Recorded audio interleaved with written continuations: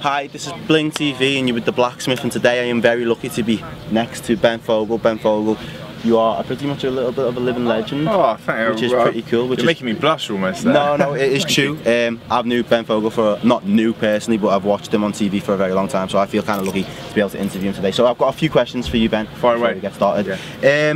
What is today all about? I see you have this t-shirt on, so can you tell me a little bit about it? These are the Barefoot Beach cleans. We've been doing them all over the country for the whole summer. So we've been down in the south, we've been up in the northeast, up to Scotland, all over. And the idea is to get local communities to come down to beaches like this and help clean them up. Because if we look at it now, it doesn't look, there's not piles and piles of rubbish, but as soon as you start scratching beneath the surface, you'd be amazed at how much we've been finding. Little bits of plastic, things that have been washed up, and in fact to date I think we've removed about 4 tons of rubbish over the summer.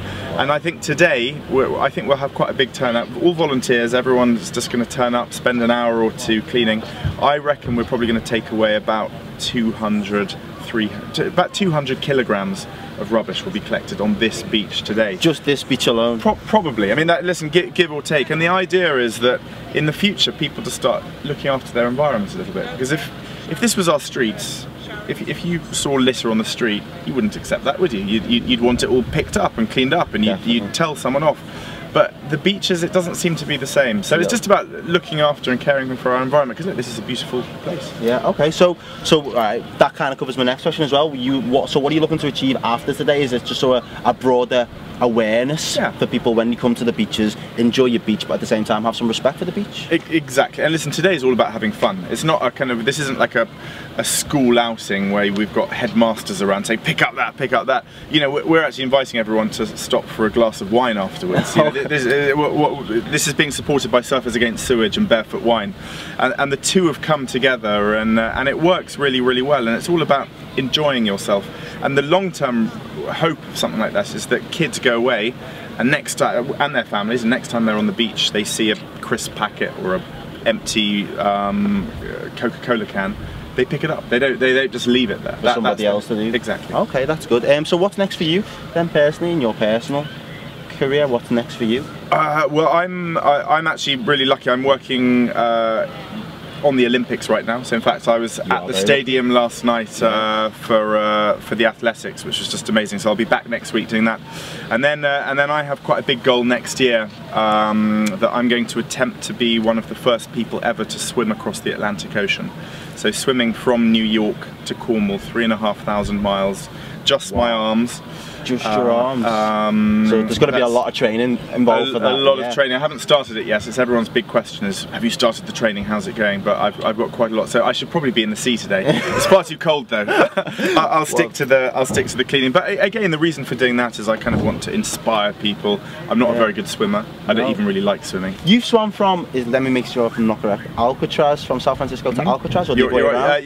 You're Alcatraz to San Francisco. Yeah. That's a mere 2 miles. It's quite a famous swim because all the prisoners were there, and the reason they put the island there was because it was so dangerous with the currents and the sharks. So I think that stands out in people's minds. But it's 2 miles compared to 3.5 that I have to do. So that was just that wasn't even a training swim by comparison. Well, my next question is basically, how would you go about? You've kind of achieved a lot of stuff in your career, and you're still going to be achieving stuff for many years to come, I'm sure. How would you inspire young people to get involved with just like doing the stuff that's important to them and making sure they go about doing it for themselves? Well, I think if we take this moment we're in now with the Olympics, and we've got all these amazing athletes out there, doing incredible things, winning gold, winning silver, winning bronze, taking part. Just taking part, yeah. That's the thing, and I really hope that this kind of wave of optimism and excitement sweeps the whole of the UK, because I'm aware it's down in the south, it's in London, but I hope, you know, the torch relay came everywhere. Everywhere it came through Liverpool, it came through this whole region, and I hope that young kids throughout the country just get inspired. And if we take something like today's beach clean, that's what it's about as well. It's about caring for your environment. It's about it's about having goals. It's about thinking about some other people, and for me, that's what I hope I do with some of the things that I take on. I hope that they're inspiring to other people, as well as challenging myself. Definitely. And our last question: how do you find the countrysides and the beaches economic? Their issues. How does that kind of relate into inner city environments? Do you think it does relate?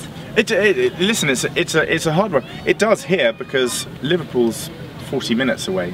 We're not miles and miles away. A lot of urban inner city areas have countryside, rural areas really close to where they are, and listen, economically this country is struggling, and I know a lot of people are struggling for work, but we need to look for alternative opportunities for people. We need to broaden horizons, and I think a lot of people in inner city areas don't get the chance necessarily to get out, whether it's to beaches like this or into our national parks and things. And that's one of the things that I'm trying to encourage is for people to enjoy the environment more. And one of my worries is that perhaps people in inner city areas are disconnected with the countryside. Yeah, it is. And I think by reconnecting that, it benefits absolutely everyone, and economically we need to kind of tie the whole country together. Otherwise we're going to have two completely different worlds, and that's not good for anyone. That's not good for anyone. Well, thank you for taking the time down here today. Thanks so much. Thanks for coming down for BlingTV, and a big thank you. It's not the sunniest day, but it's not raining, so we're all kind of thankful. And once again, BlingTV, this is the Blacksmith, and this is Ben Fogle. Thank you very much. Thank you.